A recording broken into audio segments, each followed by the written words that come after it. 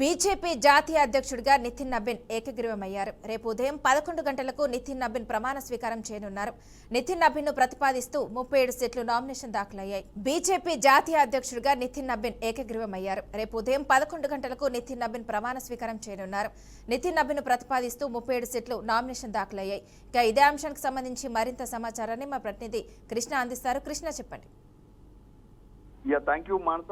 ఏదైతే దేశ రాజకీయంలో ఒక కీలక మార్పు అయితే చోటు చేస్తుందని అనుకోవచ్చు. అయితే మొత్తానికి చూసుకుంటే ఏదైతే బీజేపీ జాతీయ అధ్యక్షుడిగా అయితే నితిన్ నబీన్ ఏకగ్రీవంగా ఎన్నికవడం జరిగింది. ఈ నేపథ్యంలో చూస్తే అప్పట్లో ఎమ్మెల్యేగా ఉన్నటువంటి నితిన్ కిషోర్ ప్రసాద్ చౌహాన్ ఎవరైతే ఉన్నారో 2026లో అయితే అకస్మాత్తుగా మృతి చెందడంతో అయితే ఈ నేపథ్యంలో చూస్తే అతను కుమారుడు నితిన్ నబీన్ కు అయితే పార్టీ అధిష్టానం అయితే పట్టం కట్టిందని అనుకోవచ్చు. అయితే ఆ పాట నియోజకవర్గంలో పూర్తి స్థాయితో దాదాపు 2 దశాబ్ద కాలం నుంచి కూడా ఆయన ఎమ్మెల్యేగా అయితే చేస్తూనే ఉన్నాడు. ఇప్పుడైతే రాష్ట్ర వ్యవహార శాఖ మంత్రిగా కూడా ఆయన నిర్వహిస్తున్నారు. ఈ నేపథ్యంలో చూస్తే ఏదైతే పూర్తి స్థాయి అయితే మనం చూస్తే రాష్ట్ర రాజకీయం కావచ్చు, అయితే దేశ రాజకీయంలో ఒక కీలక మరుపు తిరిగిందని కూడా పూర్తి స్థాయి అయితే తెలుస్తుంది. అయితే గతంలో నుంచి కూడా మనం చూస్తున్నాము బీజేపీ అధిష్టానం ఏదైతే పూర్తి స్థాయి అయితే ఎవరైతే ఈ యొక్క దేశ రాజకీయంలో కీలక మార్పు అయితే తీసుకురావడంలో అయితే ప్రధాన పాత్ర పోయించారో అందులో ఒకడు నితిన్ అనేసి కూడా అనుకోవచ్చు. అయితే పూర్తిసారి అయితే దాదాపు 45 ఏళ్లకి ఇప్పుడు మొదటిసారిగా అయితే మనం చూస్తున్నాము దేశ రాజకీయంలోనైతే ఒక యువకుడు ఈ రోజు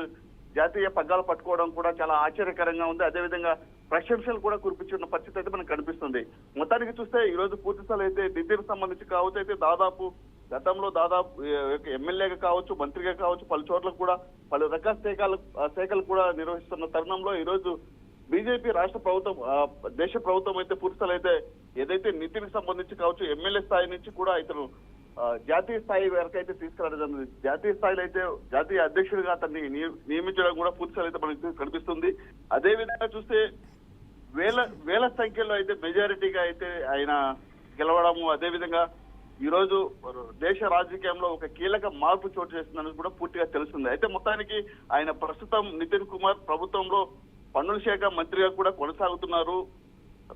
రాజకీయ ప్రస్తావనలో అయితే యువ మోక్షాలు కూడా కీలక నాయకుడిగా అయితే అతను పనిచేస్తున్న తరుణం అయితే ఈ రోజు పూర్తిగా అయితే రాష్ట్ర ఇన్ఛార్జ్ గా కావచ్చు, అదేవిధంగా ఎమ్మెల్యేగా దాదాపు 45 సంవత్సరాలలో 2 దశాబ్ద కాలంలో ఆయన ఎమ్మెల్యేగా పనిచేస్తారు. అతని పనితీరుతోనే కేవలం మోడీ సర్కార్లో ఈరోజు దేశంలో స్థానంలో ఉన్నటువంటి నాయకుడిగా నిలిచారని కూడా పూర్తిసారి అయితే స్పష్టమవుతుంది. అదేవిధంగా ఈ రోజు జాతీయ స్థాయి నాయకుడిగా గుర్తింపు పొంది అదేవిధంగా జాతీయ స్థాయిలో ఉన్నటువంటి ఏదైతే దేశంలోనే గర్వించదగ్గ విషయం కూడా మనం పూర్తిగా అనుకోవచ్చు. అయితే ఈ రోజు కీలక మార్పు ఏ విధంగా సాధ్యమైందంటే యువకులకు మాత్రమే ప్రధాని నరేంద్ర మోడీ ఇచ్చిన హామీ ఏదైతే ఉందో బీజేపీ నుంచి కిసాన్ మోర్చా ఉంచి పూర్తిస్థాయి అయితే బీజేపీ అగ్రగామి నాయకుడిగా అదేవిధంగా జాతీయ స్థాయి నాయకుడిగా ఈ రోజు జాతీయ అధ్యక్షుడిగా అయితే నియమించడం జరిగిందని కూడా పూర్తిస్థాయితో మనకు సమాచారం తెలుస్తుంది. మానస, థ్యాంక్ యూ కృష్ణ.